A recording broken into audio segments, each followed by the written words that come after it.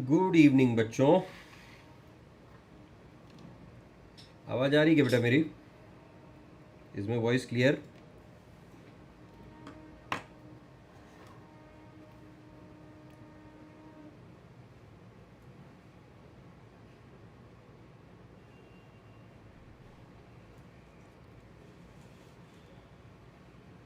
आवाज़ ठीक से सुनाई दे रही है आपको?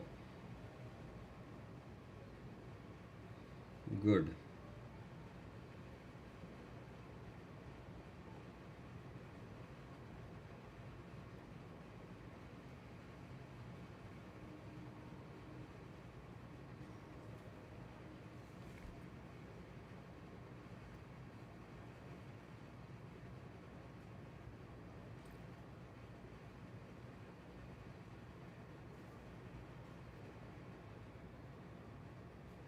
We'll just wait for 5 minutes and then we'll start with this live stream. आज का हमारा टॉपिक है सिंगल एंट्री। 2 चैप्टर्स हमने ख़त्म कर लिए हैं। The chapter of final account, NPO. Single entry ख़त्म होने के बाद हम लोग चले जाएंगे पार्टनरशिप की तरफ।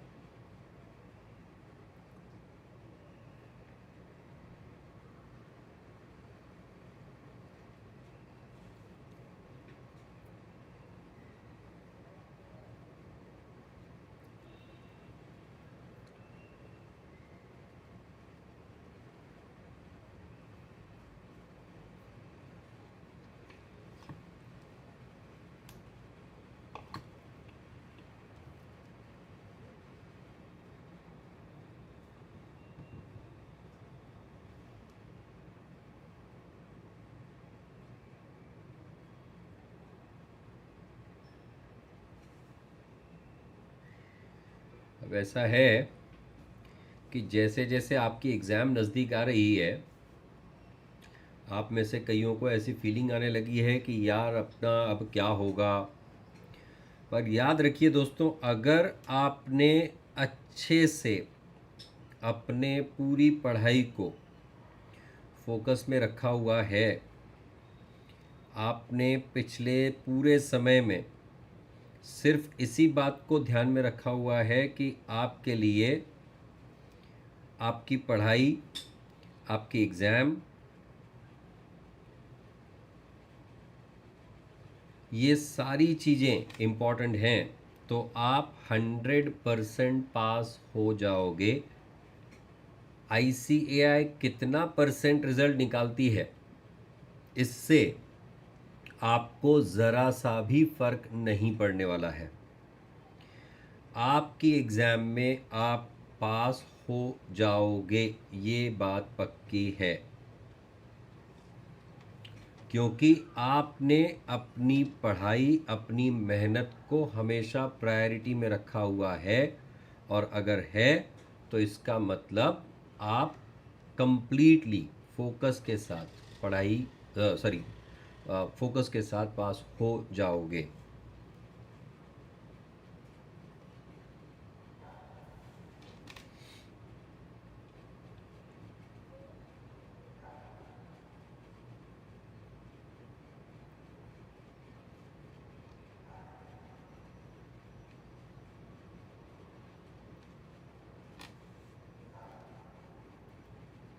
हैशटैग पास हो जाऊंगा, क्या बात है! I like it, I like that particular attitude. In fact यही होना चाहिए हमारा हैशटैग, पास हो जाऊंगा।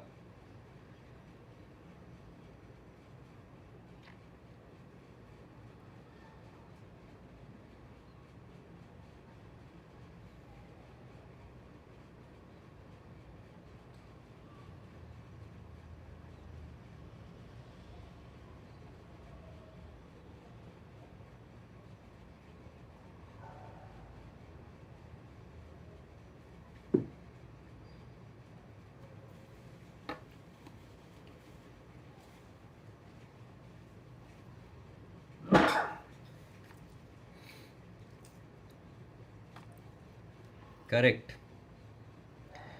चलिए फिर अब मैं कर देता हूं स्टार्ट। किस चीज़ को? तो हमारा अगला टॉपिक जिसका नाम है सिंगल एंट्री सिस्टम।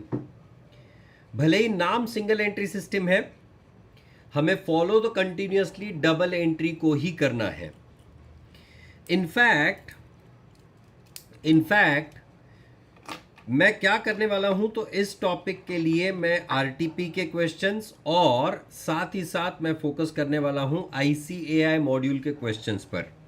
राइट, क्योंकि आरटीपी एमटीपी में तो क्वेश्चंस इंक्लूडेड हैं, साथ ही साथ हमको हमारे आईसीएआई मॉड्यूल के क्वेश्चंस भी करने हैं, क्योंकि आपकी अटेम्प्ट ये सेकंड अटेम्प्ट होने की वजह से in the given situation you will be able to get the things right from the ICI module itself. तो अब स्टार्ट करते हैं। पहले यस मिस्टर परफेक्ट, तेरा नाम क्या है मेरे को ये नहीं मालूम। You have been attending it very regularly from Jharkhand, that's what is I am appreciating, but तेरा नाम क्या है ये मेरे को एग्जैक्टली अब तक के पता नहीं चला। खैर, तेरे रिजल्ट के टाइम शायद पता चल जाए।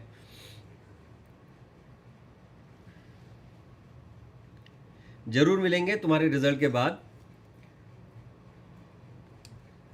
ऑलराइट, चलिए तो अब मैं बात करता हूं सबसे पहले।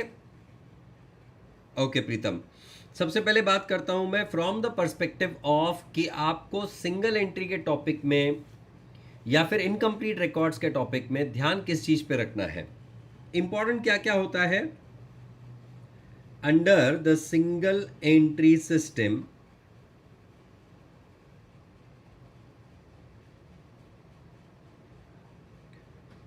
आपके लिए इंपॉर्टेंट क्या क्या है? आपके लिए इंपॉर्टेंट है कैश बुक, साथ ही साथ आपके लिए इंपॉर्टेंट है डेटर्स अकाउंट, आपके लिए इंपॉर्टेंट है क्रेडिटर्स अकाउंट। अगर असेट्स में बहुत सारे ट्रांजैक्शन हैं तो उस केस में इंपॉर्टेंट बन जाएगा असेट अकाउंट। और साथ ही साथ अगर आप बिल्स रिसीवेबल बिल्स पेएबल भी दिए हुए हैं तो बिल्स रिसीवेबल बिल्स पेएबल भी इंपॉर्टेंट बन जाता है। और इसके साथ साथ आपको बनाना पड़ता है profit and trading profit and loss account and balance sheet, trading P and L account and balance sheet. अब जहां तक बात है आपके trading P and L account की, जहां तक बात है आपके बैलेंस शीट की, इसमें दिखने वाले जो आइटम्स हैं, इसमें आने वाले जो आइटम्स हैं, वो बेसिकली वही हैं जो आपके नॉर्मल फाइनल अकाउंट में आते हैं। मतलब आपके ट्रेडिंग अकाउंट में सारे के सारे डायरेक्ट एक्सपेंसेस, डायरेक्ट इनकम्स आएंगे। आपके प्रॉफिट एंड लॉस अकाउंट में सारे के सारे इनडायरेक्ट एक्सपेंसेस, इनडायरेक्ट इनकम्स आएंगे। उसी तरह से आपके बैलेंस शीट में सारे के सारे असेट्स और लाइबिलिटीज दिखाए जाने वाले हैं as at the end of the financial year. Generally आपको ओपनिंग बैलेंसेस दिए जाएंगे, तो जो ओपनिंग बैलेंसेस आपको दिए जाएंगे that will become the part of the opening balance sheet, और उस बेसिस पे आप बनाओगे आपका ओपनिंग बैलेंस शीट, और जिसमें से मिलेगा आपको ओपनिंग कैपिटल का बैलेंस। कुछ केसेस में क्या होगा, आपको ओपनिंग कैपिटल का इंफॉर्मेशन दिया जाएगा, आपको क्लोजिंग कैपिटल का इंफॉर्मेशन दिया जाएगा, और आपको प्रॉफिट या लॉस कितना हुआ है by the comparison of opening and closing capital, ये आपको पता लगाना पड़ेगा। तो अगर मुझे ओपनिंग और क्लोजिंग कैपिटल पता है और मुझे अगर profit and loss account profit या लॉस का पता लगाना है, तो in that case I will simply prepare a capital account to derive the value of my profit और लॉस। अगर आप ऑब्जर्व करें कैपिटल अकाउंट का फॉर्मेट, कैपिटल अकाउंट किस तरह से प्रेजेंट होता है, capital account just go through this. आप इसे इक्वेशन फॉर्म में भी सॉल्व कर सकते हैं, आप इसे अकाउंट फॉर्म में भी सॉल्व कर सकते हैं। मेरे लिए ज़्यादा कन्वीनियंट अकाउंट फॉर्म होता है, क्योंकि हम लोग अकाउंटिंग कर रहे हैं, हमें डेबिट क्रेडिट याद रखने के बजाय डेबिट क्रेडिट एनालाइज करना ज़्यादा अच्छे से आता है। Right, so it will have by balance carry brought down, by balance brought down, this is nothing but opening balance. उसी तरह से to balance carry down, this is closing balance. अगर मान लो ओनर कुछ पैसे बिजनेस में लेके आया है, that means he has brought the capital, he has introduce the capital into the business, तो उस केस में हम एंट्री पास करेंगे bank account debit to capital account, that means it will come on to the credit side of capital account for capital brought in और capital introduced, capital brought in during the year. अगर proprietor ने या फिर owners ने कुछ पैसा withdraw किया हुआ है from the business, that will come on to the debit side, क्योंकि ड्रॉइंग्स के लिए आपकी एंट्री क्या होगी, drawings account debit to capital account, I am sorry, drawings account capital to bank account and then capital account debit to drawings account, to drawings account. This is for withdrawals of goods, withdrawal of goods or cash, whatever way it may be। और जो इस capital account का balancing figure रहेगा, अगर मान लो debit credit से ज्यादा है, मतलब there is a profit, profit हुआ होगा तब उन्हें जाके कैपिटल क्रेडिट होगा। और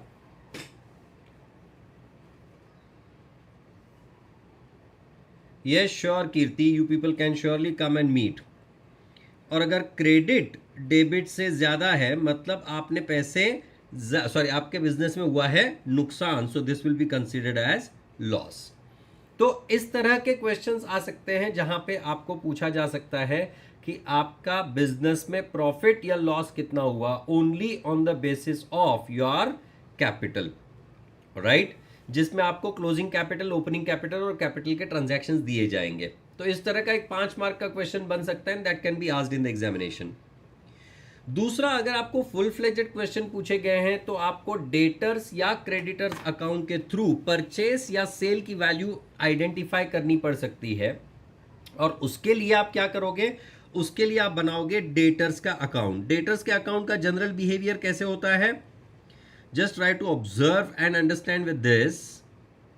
If this is my debtors account, try to observe, अगर ये मेरा डेटर्स का अकाउंट है तो डेटर्स के अकाउंट में जनरली इंफॉर्मेशन कुछ इस तरह से प्रेजेंट होगी। डेटर्स अकाउंट में क्या क्या आएगा, on to the debit side to balance brought down, to balance brought down, this is nothing but your opening debtors, and then by balance carried down, by balance carried down will be the closing debtors। अगर आपका कुछ sales return हुआ है तो उस case में आप normally entry क्या पास करोगे, sales return account debit to debtors account. So by sales returns, this is for the returns during the year। अगर आपको डेटर से कोई पेमेंट आई है, maybe in the form of cash, in the form of cheque, in the form of bills, that will all come on to the credit side by cash और bank और bills receivable for the payments. मान लो कोई check अगर bounce हो गए हैं या फिर कोई बिल ऑफ एक्सचेंज डिसऑनर हो गए हैं, तो in that case the entry will come on to the debit side to bank और bills receivable, this is for dishonour of cheque और बिल, करेक्ट। उसी तरह से अगर आपने आपके डेटर को किसी तरह का डिस्काउंट दिया है तो उतने से आपका कैश डिस्काउंट की बात कर रहे हैं हम लोग, उतने से आपका डेटर घट जाएगा। So will pass the entry for that is what, discount account debit to debtors account. So by discount allowed, this is for the value of discounts. अब इसमें से हर चीज की, भले ही इस चैप्टर का नाम सिंगल एंट्री हो, पर जैसा मैंने पहले कहा डबल एंट्री करनी पड़ेगी, इनकम्प्लीट रिकॉर्ड्स को कंप्लीट करना पड़ेगा। अगर मान लो आपके पास ओपनिंग बिल्स रिसीवेबल का बैलेंस है, क्लोजिंग बिल्स रिसीवेबल का बैलेंस है, बिल्स रिसीवेबल कितने के ड्रॉ किए गए ड्यूरिंग द पीरियड, उसका इंफॉर्मेशन आपको डेटर्स के अकाउंट के थ्रू मिल गया, तो आपके बिल्स रिसीवेबल अकाउंट से बैलेंसिंग फिगर आएगी कि आप कितने के बिल्स ऑफ एक्सचेंज को ऑनर करा चुके हो। और इसलिए ये सारे के सारे अकाउंट्स इंपॉर्टेंट बन जाते हैं अंडर द सिंगल एंट्री। आपको हर पर्टिकुलर ट्रांजैक्शन के लिए, हर पर्टिकुलर स्टेटमेंट के लिए सोचना क्या है, समझना क्या है कि उसके दो इफेक्ट्स क्या आएंगे ultimately in the financial statements. जैसे अभी अभी हमने लिखा डिस्काउंट अलाउड, तो अगर डिस्काउंट अलाउड लिख दिया हमने तो इसका मतलब डिस्काउंट ये मेरे लिए खर्च है या नहीं। तो मैं डेटर्स के अकाउंट के क्रेडिट साइड में वर्किंग नोट के तौर पे तो लिखूंगा ही लिखूंगा, पर साथ ही साथ मुझे इस डिस्काउंट को इमीडिएटली कर देना पड़ेगा मेरे प्रॉफिट एंड लॉस अकाउंट में डेबिट। तो हर ट्रांजैक्शन के आपको दो इफेक्ट सोचने हैं। अगर उन दोनों में से एक इफेक्ट ऑलरेडी दे दिया जा चुका है तो आपको सिर्फ दूसरे इफेक्ट पे फोकस करना है, आपको सिर्फ दूसरा इफेक्ट देना है, इसीलिए वो सिंगल एंट्री बन जाएगी। पर वहीं अगर उसका दूसरा इफेक्ट भी नहीं दिया हुआ है तो आपको दोनों के दोनों इफेक्ट्स आपके फाइनेंशियल स्टेटमेंट्स प्रिपेयर करते समय देने होंगे। ये आप याद रखिएगा। Am I going good? I hope this particular information is going right for everyone. तो अब अगर मैंने सारे के सारे ट्रांजैक्शंस मेरे डेटर्स अकाउंट में लिख दिए हैं तो इसका मतलब ये हुआ कि मेरे डेटर्स अकाउंट में जो बैलेंसिंग फिगर है वो बैलेंसिंग फिगर आती है primarily because of the collection from the debtors and therefore it will come on to the credit side, जो कलेक्शन हम लोग ऑलरेडी लिख चुके हैं इनफैक्ट। तो इन 5 में से या इन 7 में से मैं 6 में से मैं कहूंगा जो भी आपका बैलेंसिंग फिगर है वो आपको उसका सेकंड इफेक्ट देके कंप्लीट कराना है, राइट। और यहां पर इस केस में मेरा जो बैलेंसिंग फिगर रहेगा, क्योंकि कलेक्शन मुझे पहले से पता है, तो बैलेंसिंग फिगर बन जाएगी सेल्स, जो कि रहेगी credit sales as per the balancing figure. अगर सेल्स की वैल्यू पहले से पता है तो कलेक्शन की फिगर कैलकुलेट कर पाएंगे, कलेक्शन की वैल्यू पहले से पता है तो सेल्स की वैल्यू कैलकुलेट कर पाएंगे। अब ध्यान रखिएगा, दिस सेल्स का figure will go to the trading account, correct. इसका मैं रंग बदल देता हूं for the sake of understanding, observe it, alright. ये जो डिस्काउंट अलाउड है वो कहां जाएगा? ये डिस्काउंट अलाउड जाएगा profit and loss account. Closing balance कहां जाएगा? Into the balance sheet.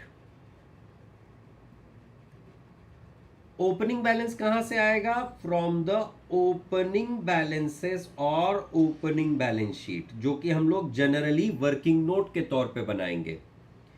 By bank bills receivable कहां जाएगा? Either in bills receivable account on credit side or in cash book, cash or bank account on to the credit side, correct. Sales return कहां जाएगा? Trading में से, trading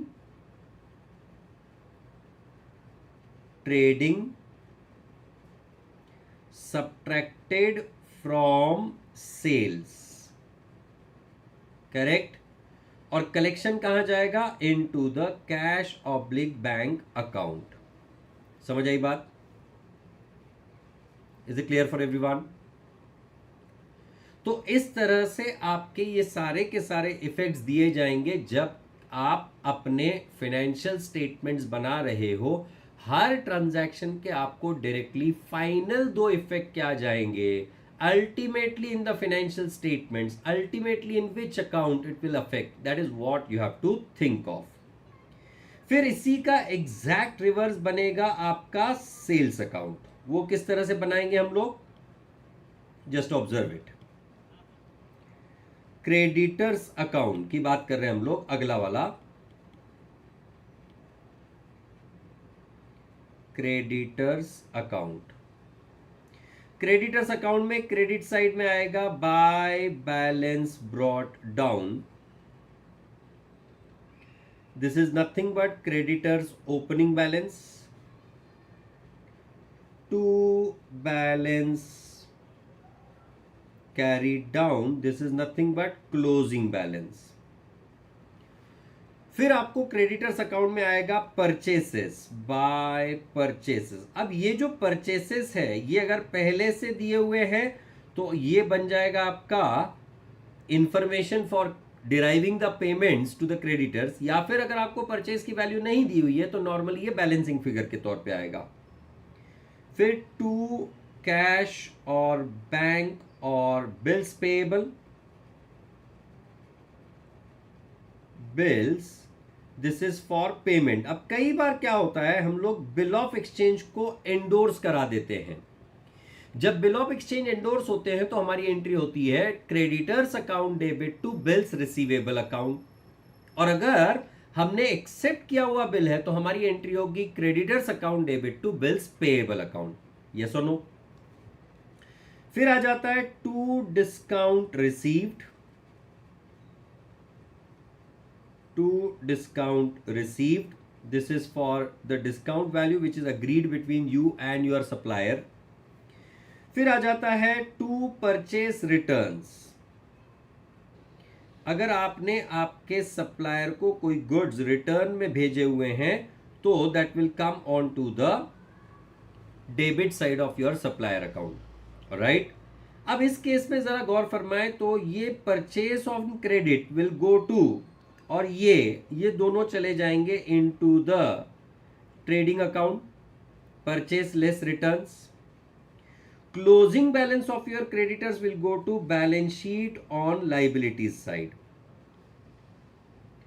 balance sheet on liabilities side. जिस तरह से आप final account की balance sheet, P&L account, trading account बना रहे थे, उसी तरह से आप सिंगल एंट्री टॉपिक में भी ये सारे के सारे आइटम्स बनाओगे. Opening balance will go to opening balance sheet, या फिर ओपनिंग बैलेंसेस में कंसिडर किया जाएगा for the purpose of deriving the opening capital. Cash bank bills payable will go to cash और bank account on to the credit side. और जहां तक discount की बात है this will go to profit and loss account on to the credit side. Am I going good? आप समझ पा रहे हैं जो मैं बताने की कोशिश कर रहा हूं? देखिए, ऐसा है कि आप जितना ज़्यादा ध्यान दोगे और जितना ज़्यादा समझने की कोशिश करोगे उतना ही ये टॉपिक आपको सिंपल लगेगा. हालांकि मैंने कई सारे बच्चों से सुना हुआ है sir single entry incomplete record वाला जो चैप्टर है या सिंगल एंट्री वाला जो चैप्टर है उसमें किस तरह से डील करना है ये हमें समझ नहीं आता है. तो उसका सॉल्यूशन यही है, आप हर ट्रांजैक्शन को पॉइंट बाय पॉइंट खत्म करो, उसके दो इफेक्ट दो और आगे बढ़ो. Mind well my dear friends, आपके आंसर गलत हो ही नहीं सकते. आपको हमेशा टैलीड बैलेंस शीट ही मिलेगी. ऑलराइट, चलिए फिर मैं आ जाता हूं कैश और बैंक अकाउंट पे.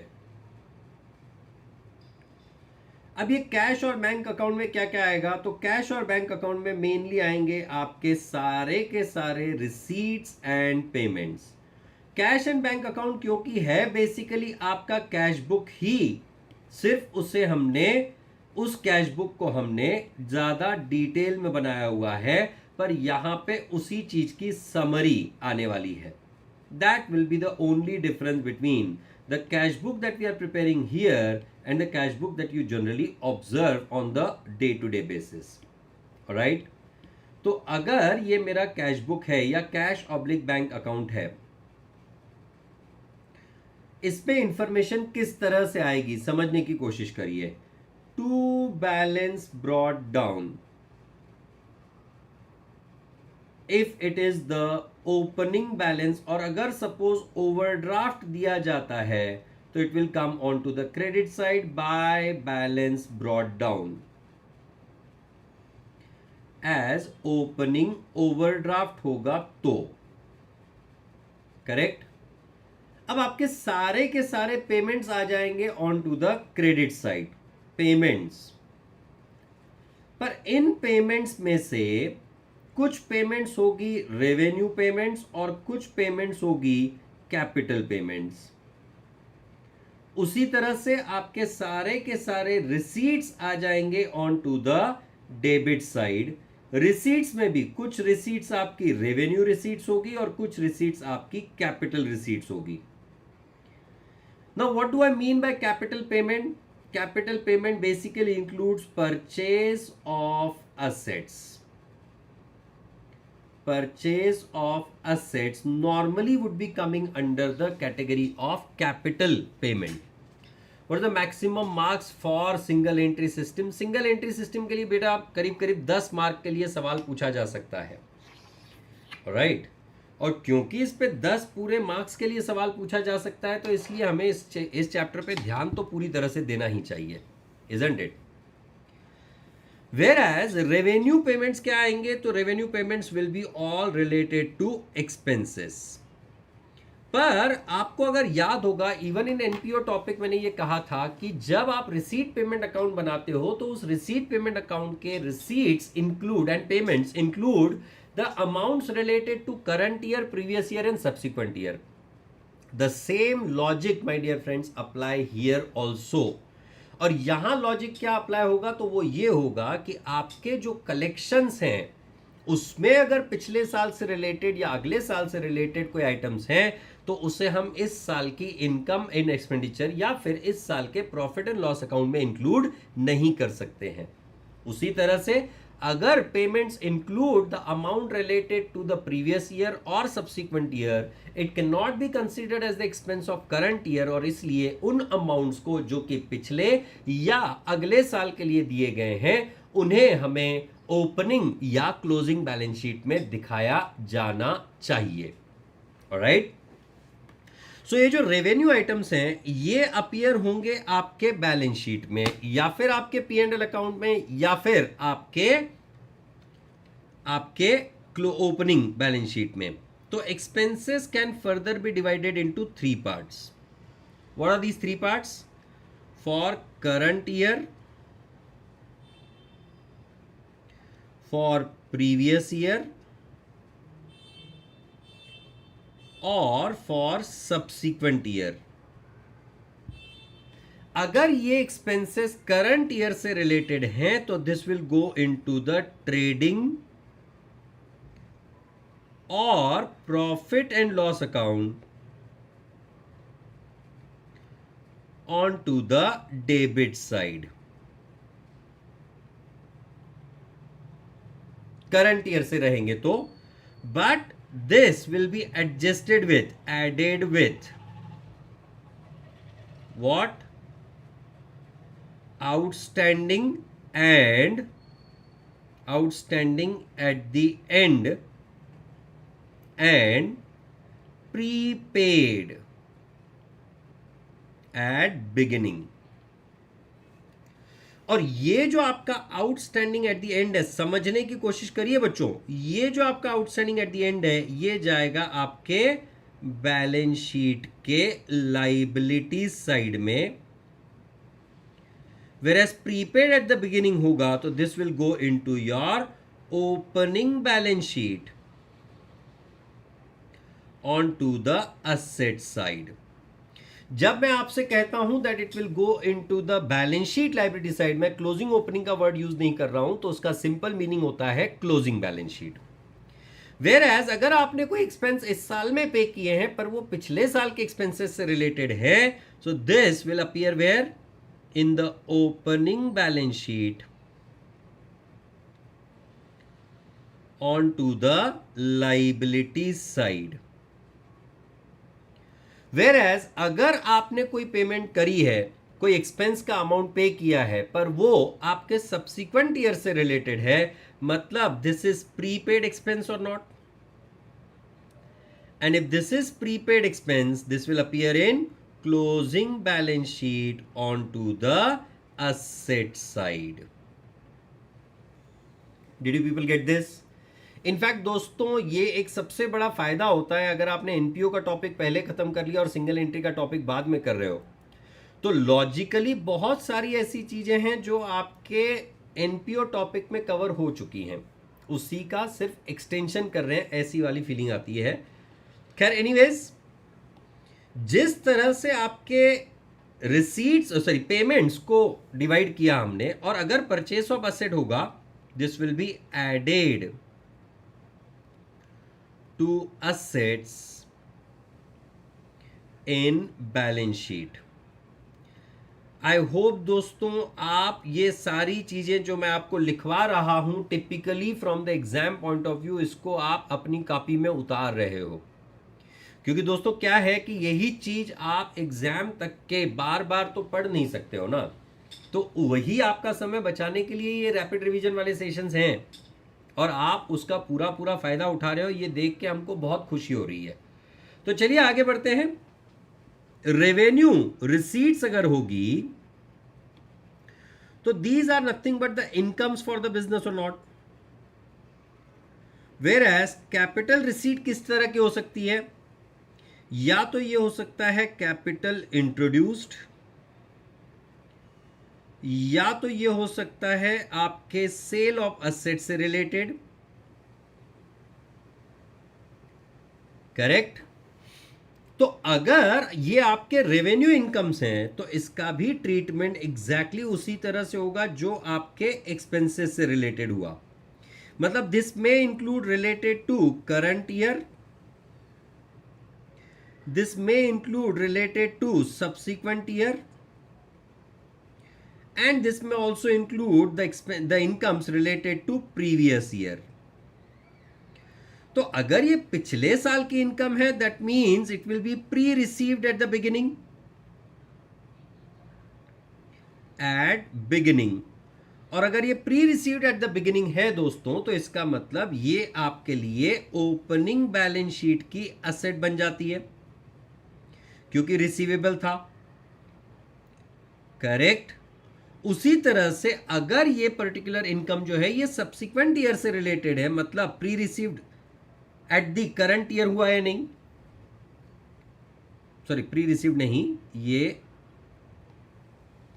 रिसीवेबल एट बिगिनिंग है। रिसीवेबल एट बिगिनिंग है। सब्सिक्वेंट ईयर से अगर रिलेटेड है तो इसका मतलब ये हो गया pre received for next year, pre received for next year. और अगर ये pre received for next year है तो इसका मतलब वो इस साल की इनकम में इंक्लूड नहीं होगा। Capital receipts do include the part in the form of loans as well, this may include the loans as well. Alright. और अगर ये करंट ईयर से रिलेटेड है तो this will go to the P&L account और trading account, right, and that too after adjusting the pre received and receivable for the current year. Correct.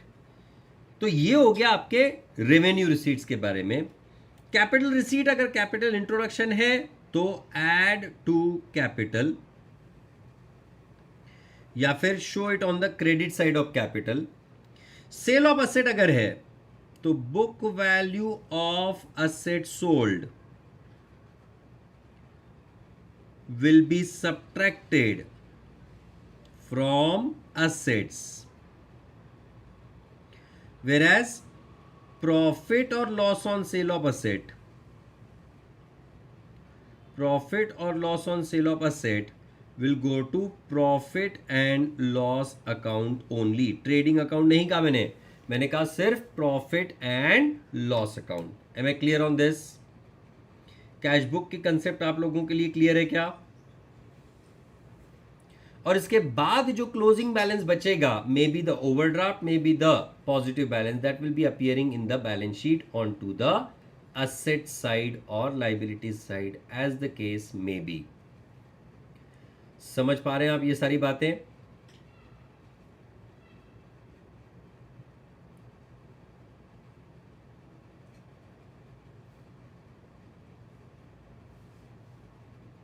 इसके अलावा आप बना सकते हो बिल्स रिसीवेबल अकाउंट, इसके अलावा आप बना सकते हो बिल्स पेएबल अकाउंट।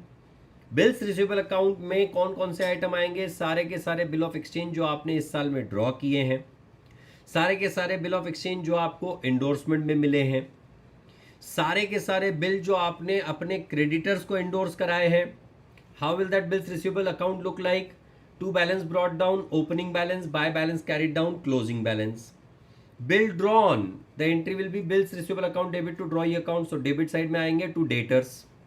और अगर बिल डिसऑनर हो गए तो आप एंट्री पास करोगे debtor account debit to bills receivable account, तो बिल्स रिसीवेबल अकाउंट के क्रेडिट साइड में चला जाएगा. डेबिट में तो हम ऑलरेडी लिख चुके हैं.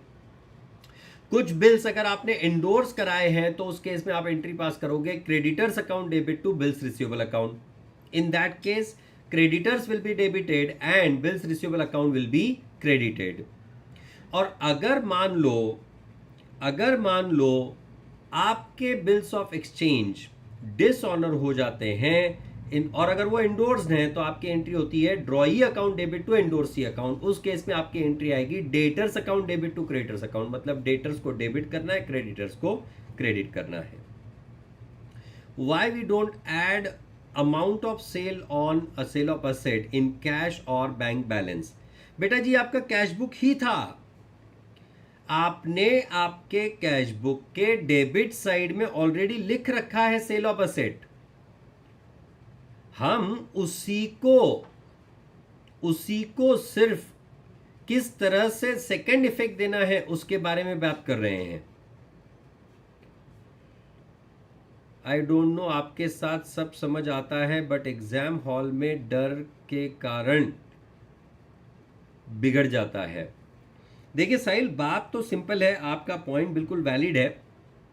जब हम लोग क्लास में सॉल्व कर रहे होते हैं, जब हम लोग क्लास में लिख रहे होते हैं, तो उस समय पे हमारे ऊपर ना खुद का कोई प्रेशर होता है ना ही कोई पीयर प्रेशर होता है. एग्जाम हॉल में क्या होता है, बेसिकली आप एक फितूर लेके जाते हो कि मैं एग्जाम लिखने जा रहा हूं. The simplest suggestion for you all who have that exam का fever, I will honestly tell you all,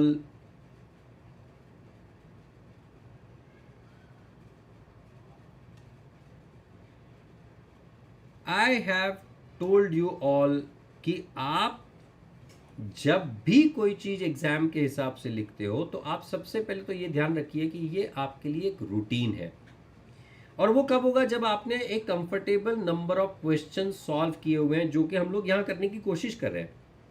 जैसे कि आपने फाइनल अकाउंट में देखा, जैसे कि आपने एनपीओ के टॉपिक में देखा, हमने जितने भी अलग अलग वैरायटी के टाइप ऑफ क्वेश्चंस हो सकते हैं एग्जाम में, उन वैरायटीज को डील किया. और वही हम लोग सिंगल एंट्री के चैप्टर में भी करने वाले हैं. तो अगर ऐसा है तो इसका मतलब ये हुआ बच्चों कि आप जब अपनी पढ़ाई करके गए हो, आप एग्जाम में जब जाते हो, तो आपको बड़ा ही सिंपल काम करना है कि आपने क्वेश्चन ढूंढना है जहां से आप शुरुआत करने वाले हो. एक बार आपने तय कर लिया कि आप कौन से क्वेश्चन से शुरुआत करने वाले हो, तो आपके आगे के क्वेश्चंस की लाइन ऑफ थिंकिंग, आपके आगे के क्वेश्चंस की सिचुएशन उस हिसाब से बन जाती है, आपको उसे बनाना नहीं पड़ता है.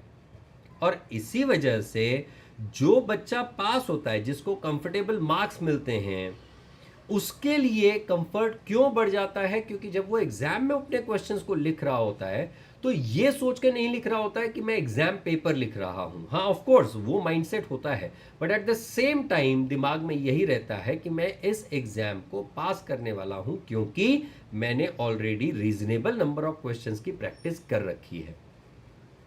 तो ये ध्यान में रखिए दोस्तों, अगर ये चीज आपके दिमाग में सेट है, ये चीज आपको अगर क्लियर हो चुकी है, तो आप किसी भी तरह की गड़बड़ एग्जाम में जाके नहीं करोगे. आप दोस्तों याद रखिए, जब एग्जाम हॉल में जाते हो तो आप वही चीज कर रहे हो जो आप घर पे बैठ के रोजमर्रा की जिंदगी में कर रहे थे. आप एग्जाम हॉल में जाके कोई भी नई चीज नहीं करते हो.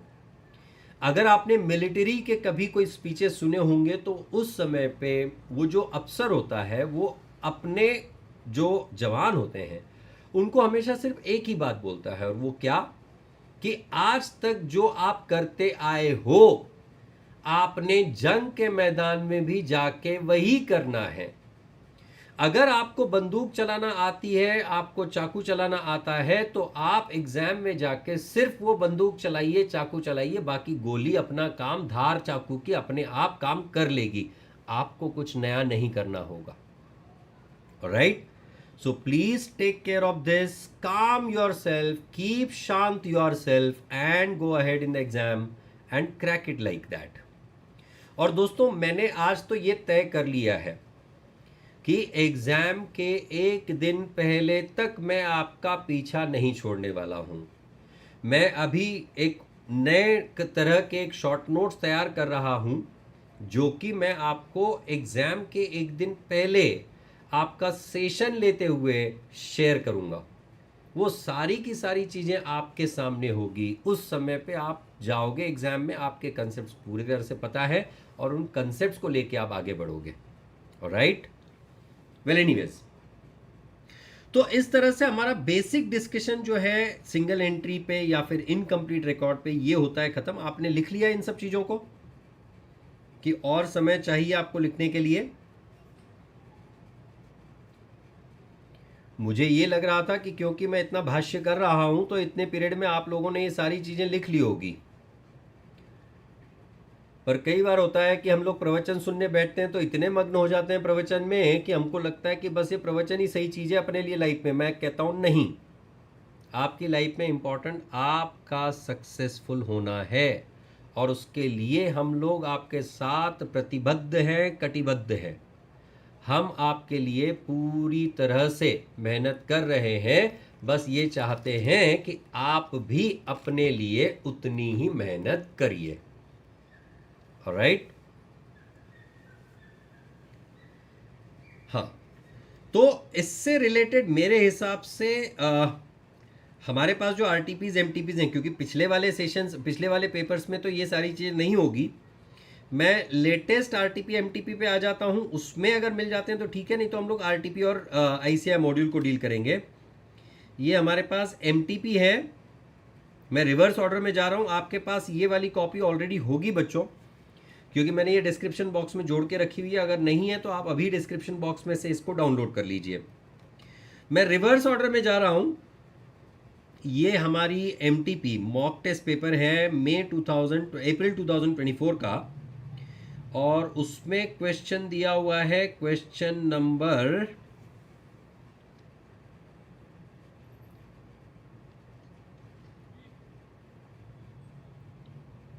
अभी मैंने कहीं पढ़ा था जी, अब क्वेश्चन नंबर 4B दिया हुआ है। क्वेश्चन नंबर 4B दिया हुआ है,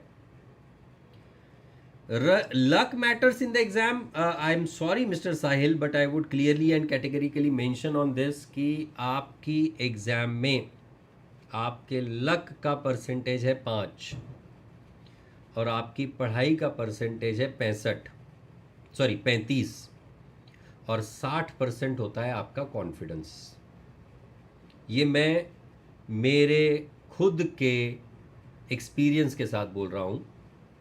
ये आपको मोटिवेट करने के लिए नहीं कह रहा हूँ। मोटिवेट तो आप होते रहोगे, आप खुद की जितनी मेहनत करोगे उतना ज़्यादा आगे बढ़ते रहोगे, पर ये मैंने आपको सत्य बताया, यही होता है बेटा। चलिए, अप्रैल 2024 की एमटीपी की बात कर रहे हैं हम लोग। Question number 4B, Ram carried on business as retail merchant. He has not maintained regular account books. However, he always maintained 10,000 in cash and deposited the balance into the bank. He informs you that he has sold goods at a profit of 25% on sales. तो इस तरह के questions में अगर हमें COGS की value मिल जाती है, COGS कैसे फाइंड करेंगे आप? Opening stock plus purchases. मुझे पता नहीं कि इसकी जरूरत पड़ेगी या नहीं, पर क्लोजिंग स्टॉक पर इस क्वेश्चन को जिस तरह से मैं देख रहा हूं, आपको डेटर्स के ओपनिंग क्लोजिंग बैलेंस दिए गए हैं, आपको स्टॉक का क्लोजिंग बैलेंस नहीं दिया है। तो इसका मतलब यहां हमें क्लोजिंग स्टॉक कैलकुलेट करना पड़ेगा। आपको क्रेडिटर्स के ओपनिंग क्लोजिंग बैलेंस से मिले हुए हैं, तो क्रेडिटर्स अकाउंट में से मिलेगा आपको परचेस का वैल्यू। करेक्ट? डेटर्स अकाउंट में से मिलेगा आपको सेल्स का value, right. Sales minus gross profit करके मिलेगा आपको सीओजीएस का वैल्यू, और सीओजीएस को यूज करके आप निकालोगे क्लोजिंग स्टॉक की value. This is what is going to happen, right. I'm in 11th and have completed CA foundation syllabus. Oh my god.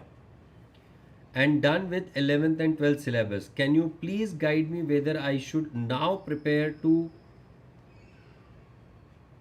CUTE or CA Inter? Oh my god. Uh, Manas, I would suggest you to kindly contact the ICAI under the Child Prodigy program. If they allow you to go for the exams, then you should take your path accordingly. 11th standard में अगर आपने 11th का 12th का foundation का पूरा syllabus complete कर लिया है, तो hats off to you man, you are doing really commendable job. You should immediately contact the ICAI and get yourselves sorted with them. Take your track forward, I would suggest. Alright? चलिए, मैं अब वापस से question पे आ जाता हूँ. Assets and liabilities जो दी हुई है वो हमको इस तरह से दी हुई है. ओपनिंग बैलेंसेस दिए हुए हैं, cash, sundry creditors, cash at bank. Opening में दिया हुआ है क्रेडिट और क्लोजिंग में दिया हुआ है डेबिट. मतलब ये हुआ कि आपके बैंक अकाउंट का जो ओपनिंग बैलेंस है वो ओवरड्राफ्ट है और जो क्लोजिंग बैलेंस है वो फेवरेबल है. डेटर्स का ओपनिंग क्लोजिंग बैलेंस दिया हुआ है और स्टॉक इन ट्रेड ओपनिंग दिया हुआ है, क्लोजिंग जिस तरह से मैंने अभी आपके सामने प्रेजेंट किया उस तरह से आपको डिराइव करना पड़ेगा. Analysis of his bank passbook reveals the following information. Payment to creditors, payment for business expenses. Creditors के पेमेंट के लिए आपकी एंट्री होगी creditors account debit to bank account, मतलब बैंक को क्रेडिट किया जाएगा और क्रेडिटर्स को डेबिट किया जाएगा. पेमेंट फॉर बिजनेस एक्सपेंसेस आपकी एंट्री होगी business expense account debit to bank account, मतलब आपका profit and loss account debit हो जाएगा और बैंक अकाउंट क्रेडिट होगा. रिसीट फ्रॉम डेटर्स के लिए आपकी जनरल एंट्री होगी bank account debit to debtors account. इसको आप बैंक अकाउंट के डेबिट साइड में लिखोगे और डेटर्स अकाउंट के क्रेडिट साइड में लिखोगे. Loan from Lakshman taken on for ₹1 lakh taken on 1 October, आपकी एंट्री होगी bank account debit to loan from Lakshman 1 lakh. और क्योंकि ये 1 अक्टूबर 2023 को लिया हुआ है, मतलब इसका इंटरेस्ट अक्रू होगा, उसके लिए आपकी एंट्री होगी interest account debit to interest payable account. Cash deposited in bank 1 lakh रुपए है, मतलब आपके कैश बैलेंस से पता चल जाएगा, कैश की बैलेंसिंग फिगर से पता चल जाएगा कि आपके कैश परचेसेस या कैश सेल्स कुछ हुए हैं क्या. ऑलराइट, लॉजिकली तो इस केस में कैश सेल्स ही मिलने चाहिए हमको. और अगर आप कैलकुलेशन करेंगे तो मेरे हिसाब से यहाँ आपका बैंक अकाउंट हो जाना चाहिए टैली. क्यों? आप थोड़ा सा गौर फरमाइएगा.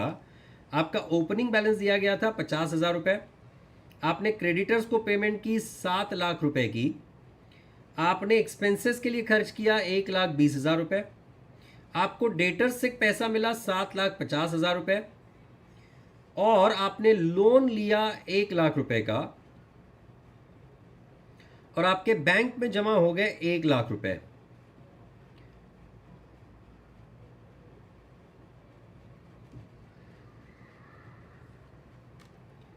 Debit of 1 lakh, 1 lakh, 7,50,000, credit of 1,20,000, credit of 7 lakh, and then the credit of 50,000. तो जिस तरह से मैं देख रहा हूं यहां तो बैंक अकाउंट अपने आप टैली हो रहा है, तो आपको यहां पर वापस से बैंक अकाउंट बनाने की आवश्यकता नहीं है. हालांकि आपको कैश अकाउंट बनाना पड़ेगा to derive the value of balancing figure in your cash account. He informs you that he paid creditors for goods 20,000 in cash and salaries 40,000 in cash. He has drawn 80,000 in cash for personal expenses. तो ये सारी information को मद्देनजर रखते हुए आपको surely cash account बनाना पड़ेगा. During the year, Ram had not introduced any additional capital. Surplus cash, if any, to be taken as cash sales. जो कि हमारा अंदेशा था वो सही निकला. जो बैलेंसिंग फिगर रहेगी उसे हम लोग कैश सेल्स मानेंगे. You are required to prepare a trading account, profit and loss account for the year ended 31st of March 2024 and the balance sheet as on that date. अब यहां पे आपको बनानी पड़ेगी टोटल मिला के 4 वर्किंग नोट्स। कौन सी 4 वर्किंग नोट्स? एक आपकी ओपनिंग बैलेंस शीट, दूसरी वर्किंग नोट बनेगी आपकी डेटर्स अकाउंट की, तीसरी बनेगी आपकी क्रेडिटर्स अकाउंट की, चौथी बनेगी आपकी कैश अकाउंट की। इनफैक्ट उसके साथ साथ एक और वर्किंग नोट बनानी पड़ेगी, पांचवी वर्किंग नोट बनानी पड़ेगी हमको to derive the value of closing stock. तो 5 वर्किंग नोट्स बनने वाली हैं और एक आपका मेन आंसर बनने वाला है trading account, profit and loss account. अब ट्रेडिंग पी एंड एल यहां पे सिर्फ 8 लाइन ही काफी है क्योंकि नंबर ऑफ ट्रांजैक्शंस बड़े ही लिमिटेड है। हम लोग बात कर रहे हैं अप्रैल 24 की एमटीपी की। इसका क्वेश्चन नंबर 4B हम लोग डील कर रहे हैं यहां पर, राइट। तो ये बना दिया मैंने यहां पे एक trading come profit and loss account combine.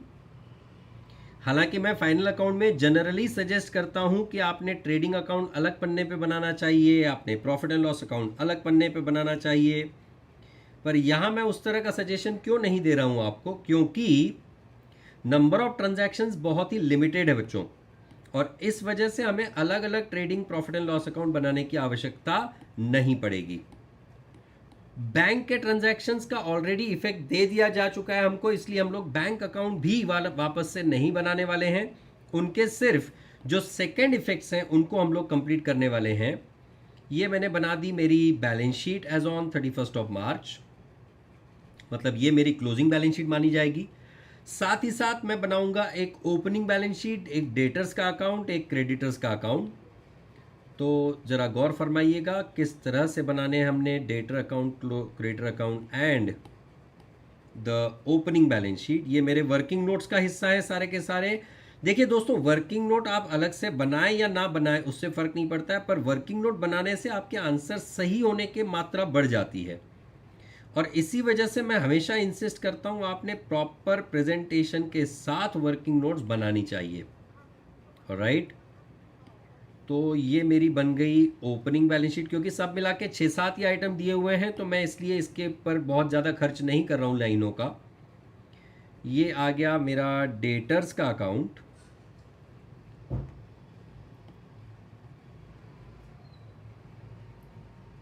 Right. ये मैंने डेटर का एक 6-4 लाइन का अकाउंट बना दिया, उससे ज़्यादा की आवश्यकता नहीं पड़ेगी हमको। और उसी तरह से ये बना दिया मैंने एक क्रेडिटर्स का अकाउंट, राइट। यहाँ मुझे ज़रूरत पड़ेगी कैश अकाउंट की भी, जैसा मैंने पहले कहा बैलेंसिंग फिगर हमको डिराइव करना है कैश अकाउंट में। और एक वर्किंग नोट हमारी बनेगी जो कि इक्वेशन फॉर्मेट में बनाएंगे हम लोग, जिसमें से हम लोग क्लोजिंग स्टॉक की वैल्यू को डिराइव करने की कोशिश करेंगे, राइट। मैं ज़रा क्वेश्चन को आपके सामने ले आता हूँ, समक्ष ले आऊँगा तो ज़रा ज़्यादा आसान हो जाता है क्वेश्चन। तो ये है मेरा trading come profit and loss account, profit and loss account for the year ended 31 मार्च 24। यहाँ मैंने बना दी है मेरी बैलेंस शीट एज ऑन 31 मार्च 24। अच्छा, यहाँ तो इन्होंने बता दिया आपको कि जो बैलेंसिंग फिगर है उसे आप कैश सेल्स मान लें। एग्जाम में अगर नहीं भी लिखा हो तो बैलेंसिंग फिगर को आप कैश सेल्स, कैश परचेज मान के खत्म कर सकते हैं, या फिर यहाँ इन्होंने लिखा कि उसने कोई पैसा लाया नहीं, तो जो बैलेंसिंग फिगर है उसको आप ड्राइंग्स या फिर कैपिटल में एडजस्ट करके भी कंप्लीट कर सकते हैं अगर इंफॉर्मेशन इनसफिशिएंट हो तो, नोट लिखने के बाद, राइट। ये बन गई मेरी बैलेंस शीट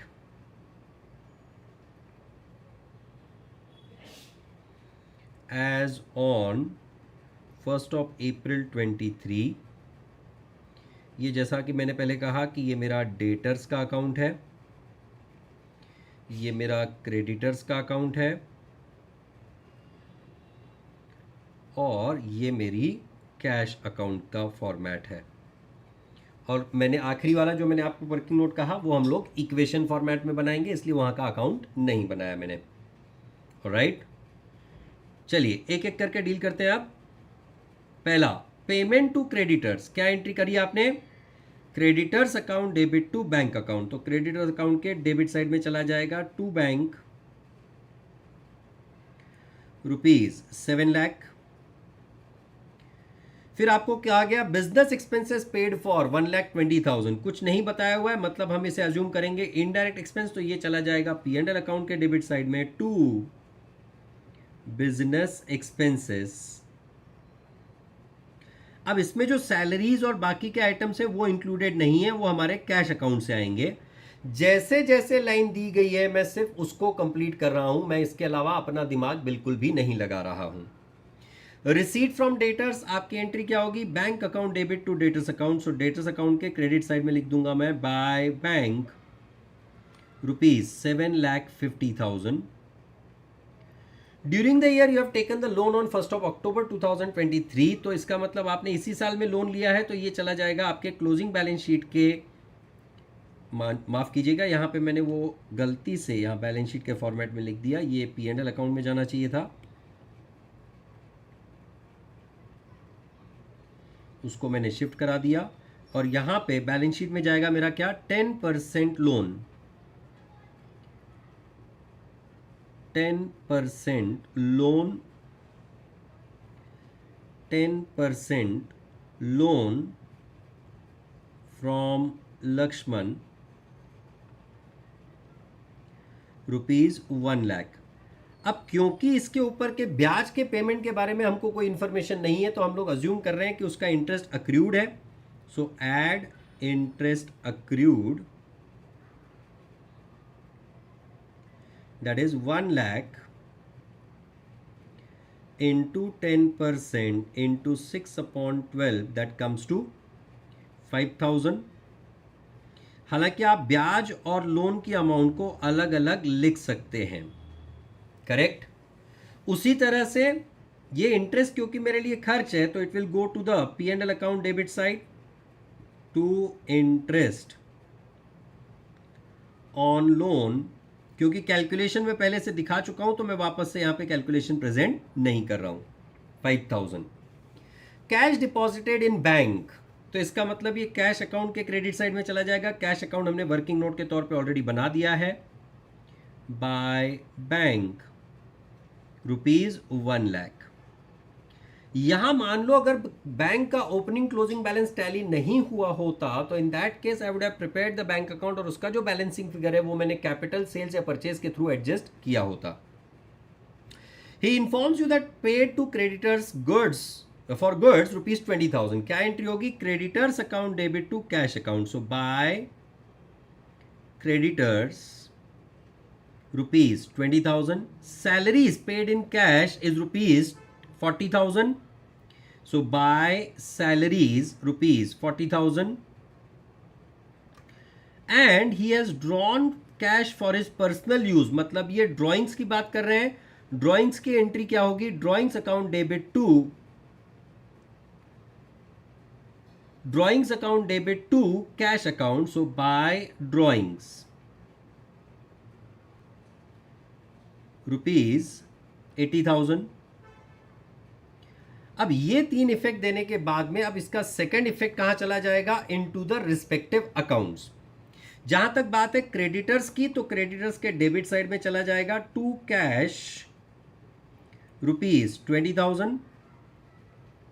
जहां तक बात है सैलरीज की, वो जाएंगे सैलरी अकाउंट के, सॉरी P&L अकाउंट के डेबिट साइड में टू सैलरीज ₹40,000। जहां तक बात है ड्राइंग्स की, वो चले जाएंगे कैपिटल में से सब्ट्रैक्ट होने के लिए, सो कैपिटल जो लिखेंगे हम लोग blank, less drawings will be considered as 80,000, correct है। तो इस तरह से हमारे पास दिए गए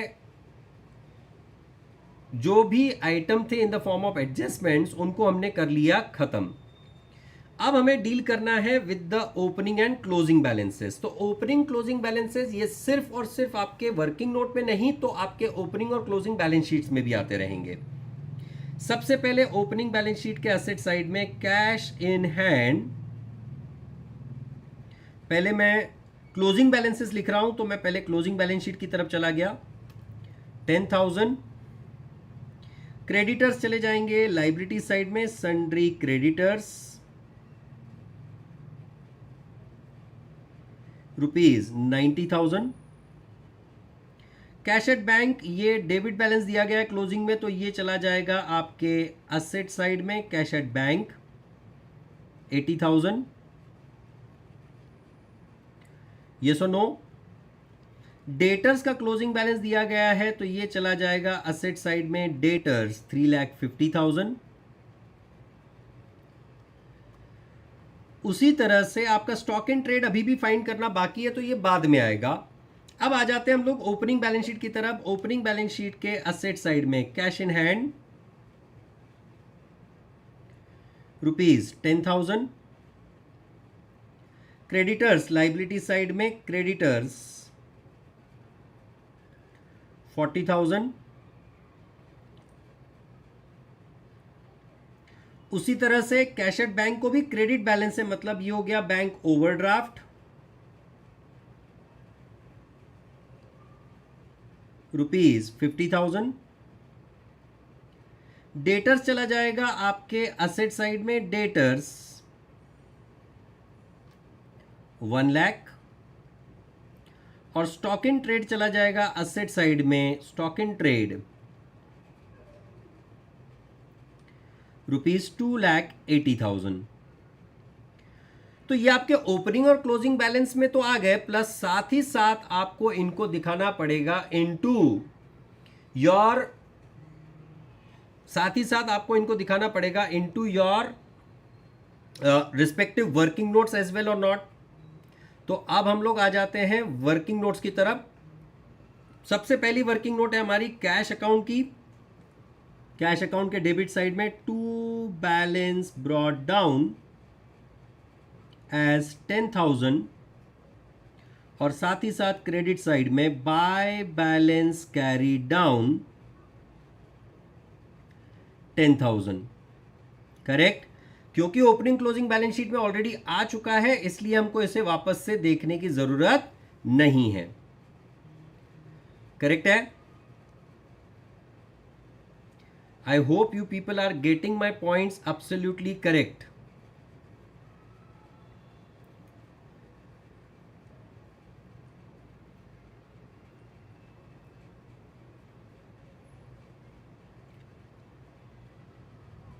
आपको बातें समझ में आ रही हैं कि आप सिर्फ छापे जा रहे हो?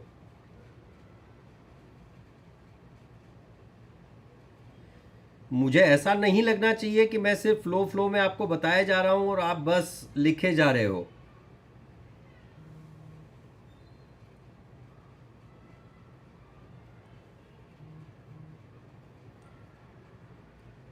समझ पा रहे हैं आप सारी चीजें? Very good. अगला आपका बैलेंस दिया हुआ है क्रेडिटर्स का, तो ये चला जाएगा आपके क्रेडिटर्स अकाउंट के क्रेडिट साइड में, by balance brought down as ₹40,000। और उसी तरह से डेबिट साइड में, to balance carry down ₹90,000। Bank का हमने वर्किंग नोट नहीं बनाया क्योंकि बैंक अकाउंट ऑलरेडी टैलीड था। डेटर्स के अकाउंट के डेबिट साइड में, to balance brought down as 1 lakh. And credit side में आएगा, by balance carry down as 3,50,000। और जहां तक बात है stock in trade at the beginning, ये मतलब आपका ओपनिंग स्टॉक है जो कि आएगा आपके ट्रेडिंग अकाउंट के डेबिट साइड में। ऐसा पहला item, to opening stock ₹2,80,000। Are these things all good for everyone? अब हम लोग आ जाएंगे वर्किंग नोट्स पे वापस। वर्किंग नोट्स के बेसिस पे हमको मिलेगी परचेस की वैल्यू, हमको मिलेगी सेल्स की वैल्यू, और वर्किंग नोट से ही हमको मिलेगा ग्रॉस प्रॉफिट का। इनफैक्ट यहां पे हमको ग्रॉस प्रॉफिट का कैलकुलेशन बता दिया गया है, तो उसके लिए अगर हम लोग अलग से वर्किंग नोट नहीं भी बनाएंगे तो भी हमारा काम बन जाने वाला है। कैसे? वो जैसे मैं बताऊंगा वैसे। तो डेटर्स अकाउंट का balancing figure to sales, how much is that? 7 3 10 11 lakh, मतलब 10 लाख का हो गया आपका क्रेडिट सेल्स। मैं क्रेडिट सेल्स क्यों कह रहा हूं? क्योंकि कैश सेल्स भी होने वाली है दोस्तों, राइट? ये सेल्स चली जाएगी आपके ट्रेडिंग अकाउंट के क्रेडिट साइड में by sales, under that credit sales 10 lakh रुपए, करेक्ट है? उसी तरह से आपके क्रेडिटर अकाउंट का बैलेंसिंग फिगर बन जाएगा बाय परचेज, 7 20 8 10 7 40 7 70, 7,70,000 की होगी आपकी परचेज। ये चला जाएगा आपके ट्रेडिंग अकाउंट के डेबिट साइड में टू परचेसेस, करेक्ट है? 7,70,000। फिर आ गया आपका तीसरा अकाउंट जो कि है कैश अकाउंट। कैश अकाउंट का बैलेंसिंग फिगर आपने क्या मानना है? कैश सेल्स 1,20,000, 1,60,000, 2,40,000, 2,40,000 की हो गई आपकी cash sales. To sales 2,40,000, correct? Balancing figure के तौर पे stock in trading account. Kirti बेटा, जो आपका ओपनिंग स्टॉक है वो आपके ट्रेडिंग अकाउंट का डेबिट वाला आइटम बनेगा या नहीं? आपके ओपनिंग बैलेंस शीट में तो आ गया, but that was the stock available for sale in the current year और नॉट, राइट? तो ये चला जाएगा आपके ट्रेडिंग अकाउंट के क्रेडिट साइड में कैश सेल्स के तौर पे 2,40,000। अब दोस्तों मैंने कहा कि आपको क्लोजिंग स्टॉक फाइंड करने के लिए अलग से वर्किंग नोट बनाने की आवश्यकता नहीं है। क्यों? तो इन्होंने क्वेश्चन में आपसे क्या कहा हुआ है? इन्होंने क्वेश्चन में हमसे कहा that the sales are made at 25 at the gross profit of 25% on sales. तो अगर आपको आपके टोटल सेल्स की वैल्यू पता है, इन टोटल सेल्स के बेसिस पे आप डायरेक्टली ग्रॉस प्रॉफिट कैलकुलेट कर सकते हो या नहीं? और अगर ग्रॉस प्रॉफिट कैलकुलेट कर लोगे तो जो बैलेंसिंग फिगर बनेगा that is nothing but the closing stock और not in your trading account. So to gross profit is how much? 12,40,000 into 25%, मतलब 3,10,000, करेक्ट है? यस और नो? और उसी तरह से बाय क्लोजिंग स्टॉक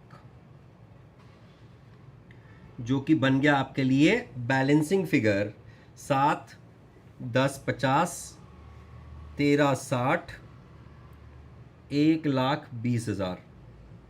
ये आपका क्लोजिंग स्टॉक का वैल्यू आ गया। Are you able to get this?